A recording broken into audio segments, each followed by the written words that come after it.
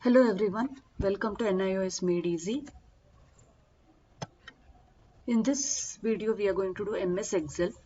This is the very basic beginner's guide for MS Excel. In this video we are just going to see what is MS Excel, what is it used for.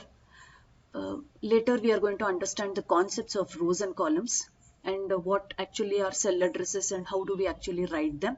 And finally we are going to see what are worksheets and how do we use them. Basically, these are the main concepts that are needed when you have to use MS Excel effectively. What is MS Excel? MS Excel is an example of a spreadsheet which is used to store information, data and information. MS Excel is available as a part of the Microsoft Office suite along with MS Word, MS PowerPoint. MS Excel also is one application that is available. So when we install Microsoft Office, MS Excel also gets installed. So what is the spreadsheet? Spreadsheet is that where we are able to store information in the form of rows and columns. When do we use MS Excel? Basically, it is used to store data. We can edit data, and we can also analyze data in the form of charts. We can perform arithmetic operations like addition, subtraction, etc., multiplication, division. We can sort numbers. Yes, we can create charts and we can actually analyze the data we have entered. This is MS Excel. To get a good understanding of Excel and to use Excel effectively, you need to have a good understanding of the concept of rows and columns. So basically, all these are rows and all these are columns. So basically, rows are can be considered like sleeping lines and columns can be considered as standing lines. So when a row intersects with a column, you get what is called as a cell, like this. So this is a row and this is a column. So it is intersecting at this particular cell. So when a row and a column intersects, you get a cell. So why do we need, there's another concept here called as cell addresses. So why do we need cell addresses? So if you look at Excel, there are hundreds and thousands of cells here. If we want to accurately specify a cell we are referring to, we need to understand what is a cell address. So as we said, when a row and a column intersects, we get a cell. So let us understand how do we now identify rows. So rows are identified here uniquely by the row numbers, which is on the left side here, and columns are identified uniquely by the column names, which is here. So whenever you want to specify the address of a cell, it is a combination of the column name and the row address. So if I highlight this cell here and want to write the address of this cell, so this is on column K, so we put down the name of the column, and this is on row 8, so we put down the name of that specific row. So first comes the column name and next comes the row number. So a combination of the column name and the row number will together give you the cell address. Let us do for one more now. So this cell, it is on column O, so that is O, and it is on row number 13, so it is 13. So the address of this cell is O13. Another way to find out which column and which row we are referring to is by seeing these column names here and the row names here. Whenever we highlight a cell or whenever the mouse pointer is on a specific cell, or in other words, when a cell is selected, you can see that this column name here is highlighted and this row number here is also highlighted. So that is how you can find out which cell we are in. So this is I, column name first, followed by the row number. So these are the unique addresses of these different cells we have selected. So this is the starting point. So just reiterating again. So how do we identify column names? Column names are all identified here by the alphabets from A to Z and so on. And all the rows here are identified by the row numbers. So when a column intersects with a row, you get what is called as a cell. And it is very important to identify every cell by its address, because in an Excel sheet there are hundreds and thousands of cells. So when we have to uniquely or precisely refer to a cell, we need the correct cell reference or the cell address. And when you click on a specific cell and you want to know its address, and when this cell is selected, you can see that the corresponding column here and the corresponding row number here is highlighted. All the other cells are gray here, whereas this single cell is slightly darker gray. When we have to specify cell addresses, we start with the column name. Here in this case it is L, and the row number. The row number here is 4, so the cell is L4.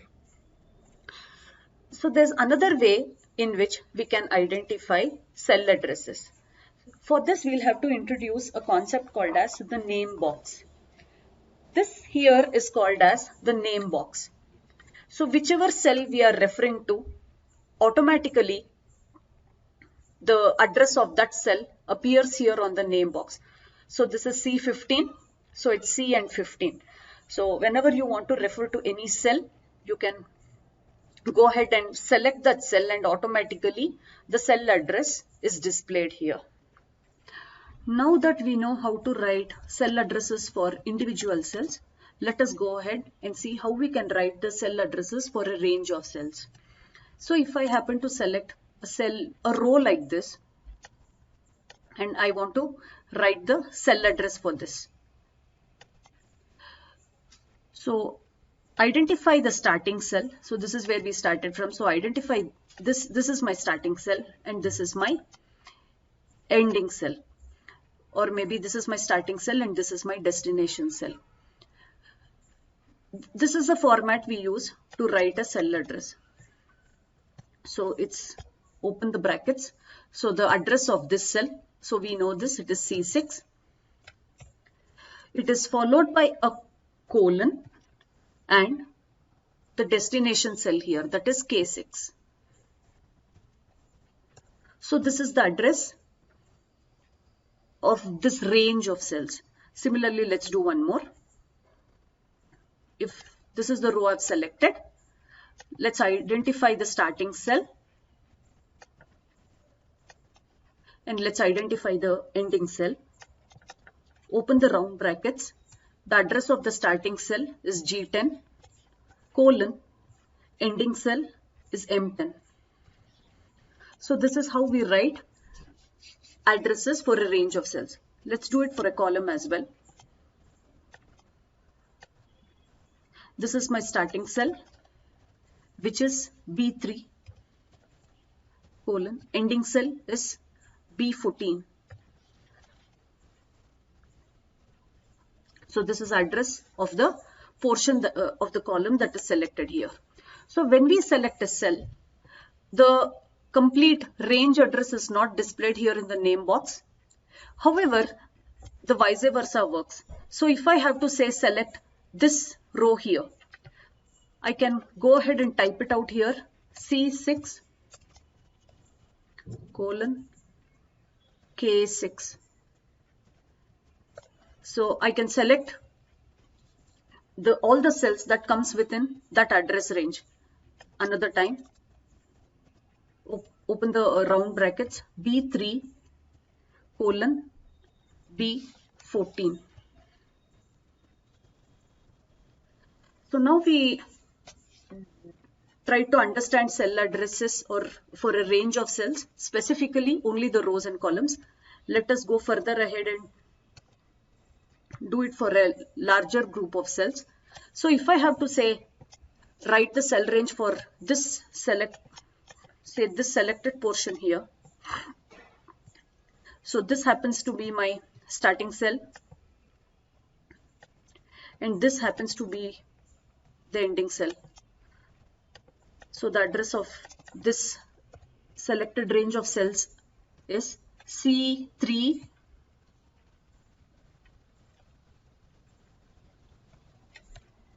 colon, and this is M16.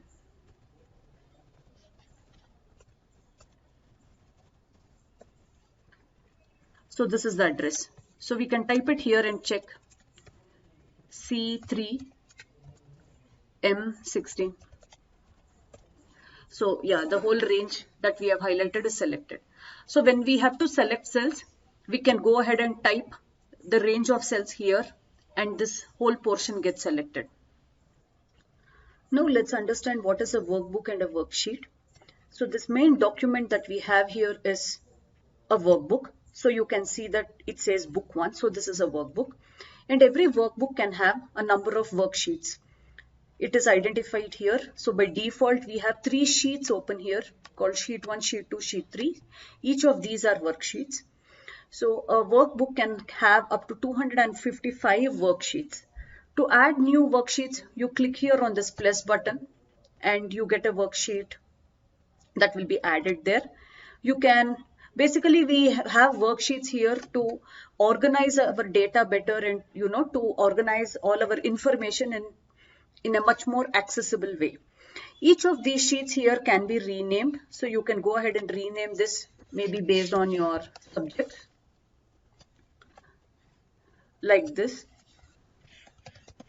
And you also have a feature where you can arrange these sheets as per how you want it to look like. And there is also a feature to color code your sheets here. Only the sheet names. The whole sheet doesn't get colored. It's only these sheet names here, which again helps you to identify or maybe organize your sheets better. Apart from these basic concepts like understanding the cell addresses, row numbers and column names, it is very important to know all the options MS Excel provides for us. MS Excel is a very vast application and it has lots of functionalities which helps us do our tasks better. For that, we need to understand what features or what options are available in what tabs.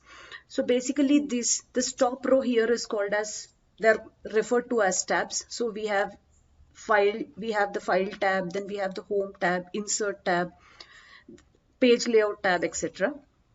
And similarly, within each of these tabs, you have smaller groups. So you have a clipboard group, you have a font group, you have an alignment group, and so on. So each of these tabs will have different features which are organized in the form of groups. So similar functionalities are organized under groups.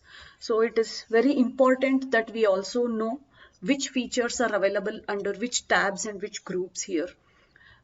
There are lots of these tab names and group names which are common to MS Word and Microsoft PowerPoint, but there are also some tabs here and some groups here which are unique to MS Excel. So how can we make it easier to understand this? So you can create small cards for yourself and you can take a printout of each of these and keep it with you and you can refer to this. So this will help you to understand which features come under which tab. So that's it for this session. In the next session, let us see how we can create a table of data. We can understand how we can use the formula bar here and create some sample formulas to do arithmetic operations, how we can create a chart out of these tables, and how we can actually format each of these cells to enter different kinds of data. Thank you.